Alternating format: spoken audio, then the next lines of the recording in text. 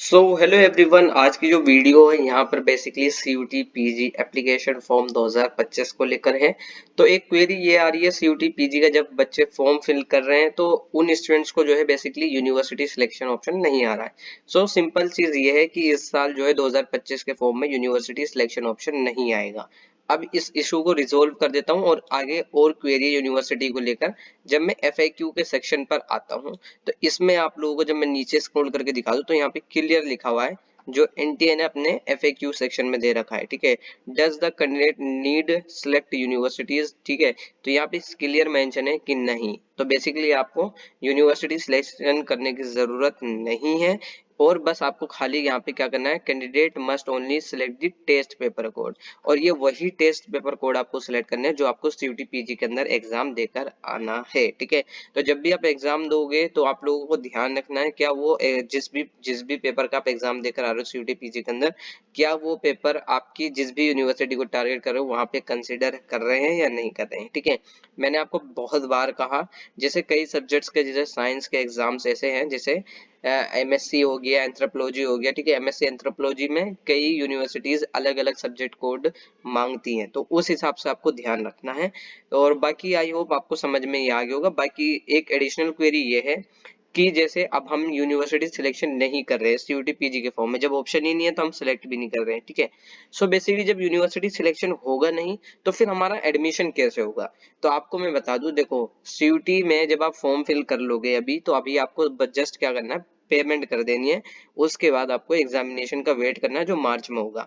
मार्च में एग्जाम होने के बाद आपका अप्रैल में क्या हो जाएगा, रिजल्ट आ जाएगा, जो कि मैक्सिमम आपका एग्जाम होने के 15 दिन बाद रिजल्ट आ जाता है। ठीक है, आंसर की आती है, प्रोविजनल है, फिर आपकी फाइनल आंसर की फिर रिजल्ट आता है, तो वो 15 दिन का ऑलमोस्ट टाइम लगता है। ठीक है, अब यहाँ पे जब आपके एग्जाम हो जाए उसके बाद रिजल्ट आएगा।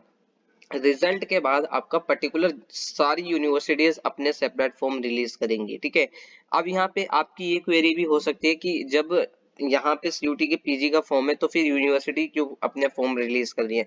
देखो सिंपल सी चीज ये है कि सीयूटी का काम क्या है, सीयूटी पीजी जो है बेसिकली क्या है, आपका एक एप्लीकेशन फॉर्म है और यहाँ पे आप एनटीए को डिटेल दे रहे हो। अभी यहाँ पे सीयूटी पीजी के फॉर्म में आपने किसी भी तरीके की कोई डॉक्यूमेंट में अपना क्या नाम है, अपनी मार्कशीट हो गई ग्रेजुएशन की, ये सब अपलोड नहीं करी है, सिर्फ आपने फोटो और अपना सिग्नेचर अपलोड करा है ताकि आप लोग एग्जाम देकर आ जाओ। वो बाकी जितने पर्टिकुलर डॉक्यूमेंट है, माइग्रेशन सर्टिफिकेट है, क्लास 10th की मार्कशीट, 12th की मार्कशीट, ग्रेजुएशन की मार्कशीट, ग्रेजुएशन के स्कोर कितने, ये सारी चीजें आपसे जो है यूनिवर्सिटी के फॉर्म में पूछे जाते हैं, जो क्या नाम है मई तक आएगा। ठीक है, ये अप्रैल में जब भी रिजल्ट आ जाएगा सीयूटी पीजी का, अगर अप्रैल में आता है तो अप्रैल में जिस दिन आएगा, जैसे 15 अप्रैल तक रिजल्ट आ जाएगा, तो फिर हो सकता है 28 अप्रैल 29 अप्रैल तक आपका जो है क्या नाम है यूनिवर्सिटीज के फॉर्म आना स्टार्ट हो जाए।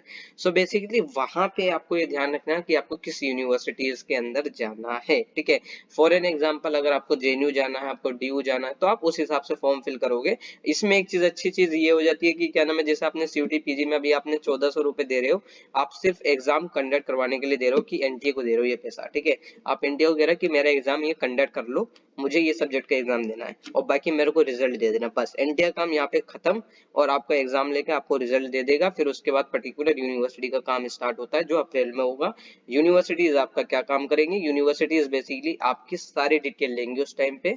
और इसमें अच्छी चीज क्या है, अच्छी चीज ये है, जैसे आपको जब एग्जाम हो जाता है, रिजल्ट आ जाता है सीयूटी पीजी का, तो आपको पता चल जाता है कि आपका स्कोर कितना है और क्या मुझे किस यूनिवर्सिटीज में अप्लाई करना चाहिए। ठीक है, अब यूनिवर्सिटीज तो बहुत सारी हैं सीयूटी पीजी के अंदर, आप लोगों को भी पता है सीयूटी पीजी के अंदर बहुत सारी यूनिवर्सिटीज हैं। अगर मैं यहाँ पे test paper syllabus universities section दिखाऊं, इतनी यूनिवर्सिटीज है गिनते गिनते खत्म नहीं हुए। ठीक है, ये देखो, बीएचयू, इलाहाबाद यूनिवर्सिटी, सारी university of Haryana, Jharkhand, central university of क्या नाम है, जम्मू, डीयू, केरला।